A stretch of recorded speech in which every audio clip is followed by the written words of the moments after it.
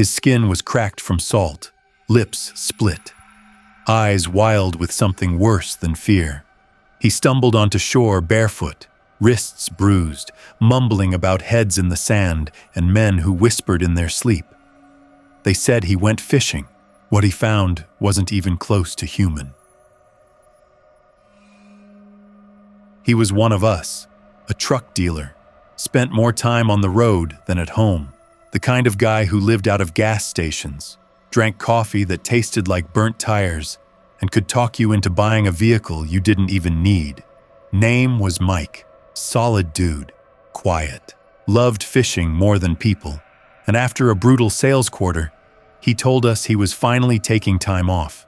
No phone, no clients, just a weekend trip out to some remote island off the Gulf Coast a buddy swore was untouched, like paradise. No cell signal, no noise, just the sea, the sky, and a rod in his hand. At first, it sounded like exactly what he needed, but when he came back, if you could even call it that, his face looked hollow, like the skin barely clung to bone. He didn't talk much, just stared off like he was watching something the rest of us couldn't see. When he finally opened up, it wasn't in full sentences, more like flashes, salt crusted in his eyes, heavy boots stomping in the sand at night, a whisper in the dark that felt too close, like breath on your neck. The way he talked about that place, it wasn't just the island that got to him. It was the people, or what used to be people. He told us what happened out there. We didn't believe him. Not at first. Then the scars started to show. Not just on his body, but the way his voice shook when he talked about the dream that kept coming back. The one where he found a head buried in the sand, mouth still moving. Mike said the island was quiet. Too quiet. Not peaceful, not serene. Just empty. The boat that dropped him off kicked up a muddy wake and disappeared faster than it should have. No welcome, no warning, just a wave and a cough from the captain, who never looked him in the eye. The air out there was thick, not just with salt, but with something heavier, like humidity mixed with rust. He chalked it up to the coastal heat, but it clung to his skin and made every breath feel like it had weight. The first night was uneventful, save for a few gulls screaming over the breakers. He pitched a small tent in the sand and cast his line, smiling for the first time in months. The wind picked up around midnight, whistling through the sparse brush, like it was whispering something just out of reach. The kind of whisper that makes your skin crawl without knowing why. Still, he slept. That second night, it started. Mike said he dreamed of a man. No, not quite a man. Something in tatters, standing barefoot in the tide, mouth full of sand and seaweed, pointing at something buried beneath the shore. He woke up gasping, heart hammering, and tasted blood in the back of his throat. His gums were bleeding. That wasn't part of the dream. He sat outside the tent for hours, watching the stars disappear behind a thick gray fog that hadn't been there before. The ocean, which had lulled him to sleep the night before, was now silent. Not calm, silent. No waves, no breeze. Like the whole world was holding its breath. By the third day, the island felt smaller. The sky stayed overcast, heavy clouds that never broke. His fishing gear stopped working. No bites, no movement in the water. His skin was chapped raw from the salt air. His lips split so badly he could barely drink. The food he packed started to rot faster than it should have. Even the jerky, it reeked of vinegar and something sour, like milk gone bad. He started having trouble walking. Legs stiff, head foggy. He told himself it was just heat exhaustion, but he hadn't seen the sun in over 24 hours. On the fourth night, something moved in the trees. Not wind, not wildlife. Heavy footsteps, deliberate, slow, crunching dry brush, then stopping. Every time he turned his flashlight toward it, there was nothing, just shadows between the palms. He stopped sleeping, sat by the fire with a knife in his hand and salt in his eyes. The dreams didn't stop. They just started bleeding into the day. He'd blink and see footprints in the sand that hadn't been there before. Long, narrow, dragging like someone had been crawling. He packed up to leave. No more relaxing, no more fishing, just survival. But when he reached the shore where the boat was supposed to return, the tide was wrong, way too high. The dock, gone. The beach where he landed was just water now. No cell service, no compass, just miles of water and a horizon that never changed. That's when the men came. At first he thought they were part of some weird backwoods fishing crew. Dirty overalls, tanned skin, dead eyes. They didn't speak, just stared at him while he shouted, asking who they were, what was going on. One of them reached out and took his arm. Cold fingers, bone-thin, grip like iron. That was the last moment he felt anything close to control. They marched him inland, past the tree line, to a clearing filled with giant salt pans. The air there burned. The ground was coated in thick white crust, and the sun finally broke through, just to blind him. The heat bounced off the salt like fire. They threw him a shovel, pointed at the pits, and walked away. When he hesitated, one of them hit him. Hard. No words, just a blank stare and a slap across the face that rattled his vision.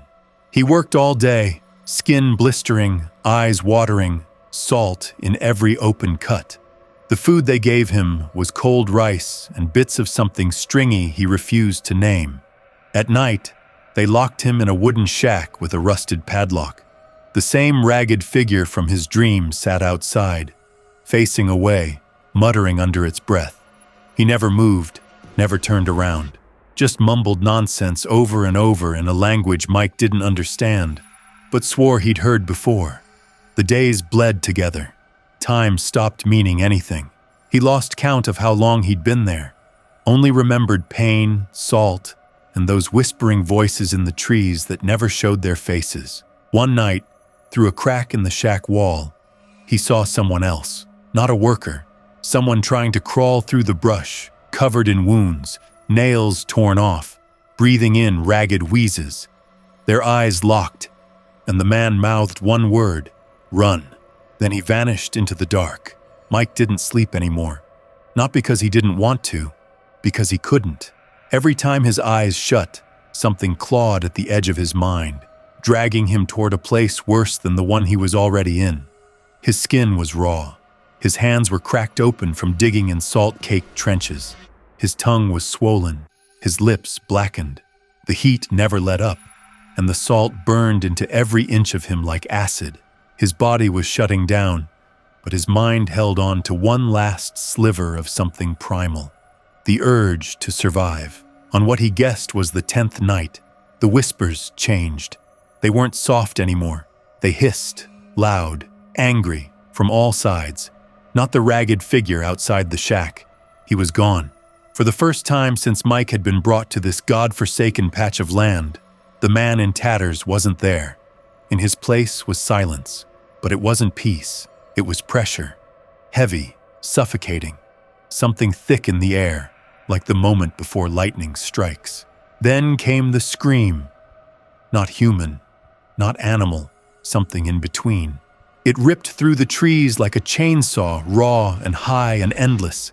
The other workers, those dead-eyed husks, started convulsing, seizing in place like puppets with tangled strings. One of them dropped face first into the salt pit and didn't move again. The others froze, staring at the sky with mouths wide open, no sound.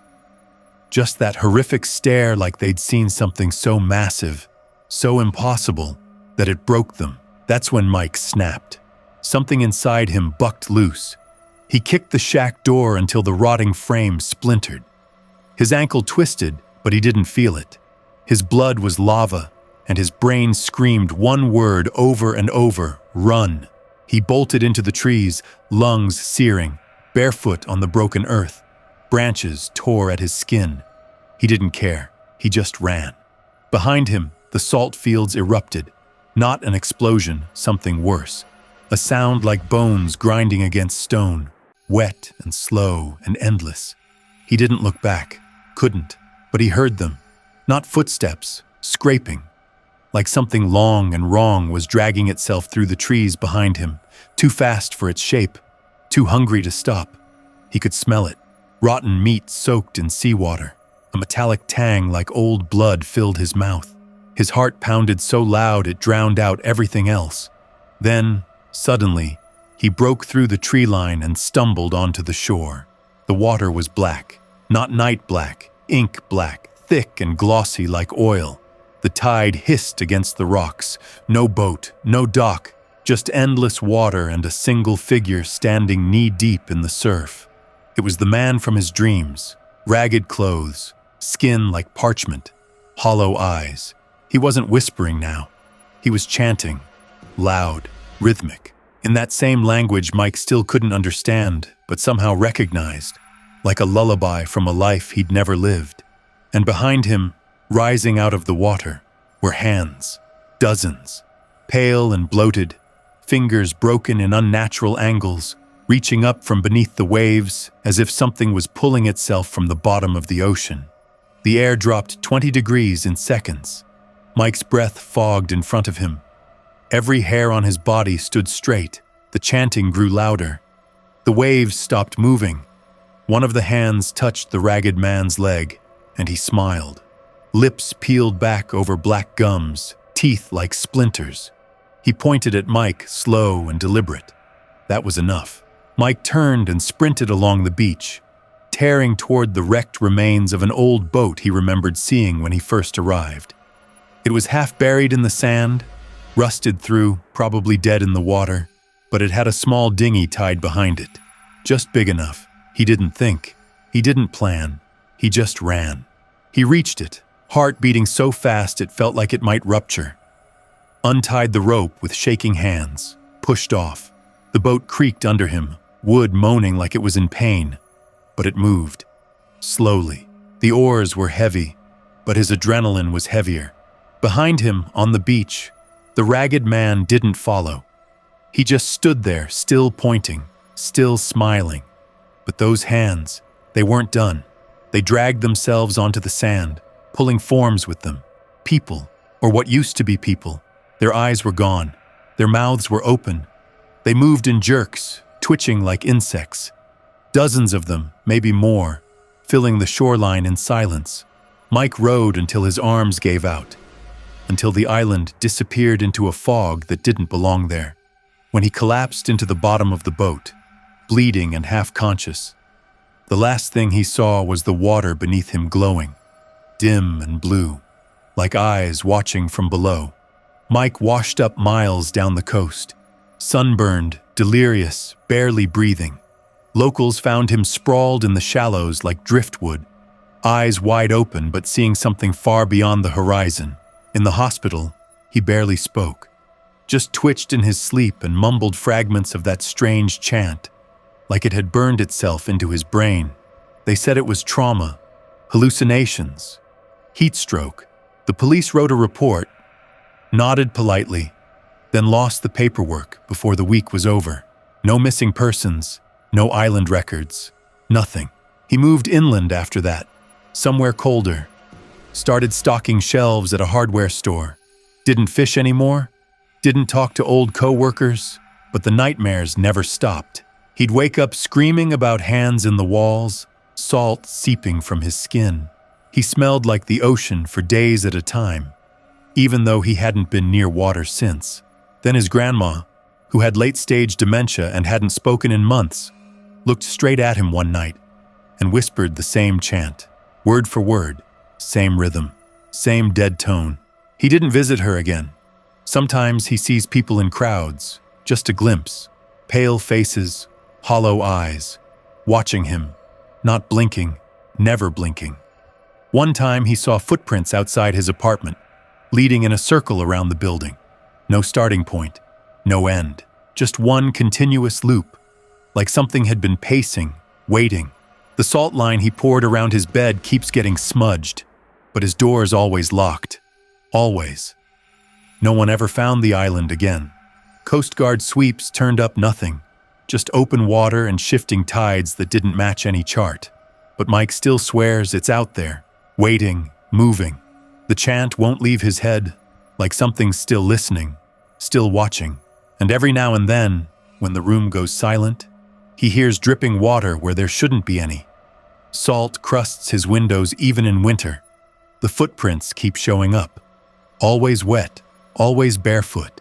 Each time, they're a little closer to his door.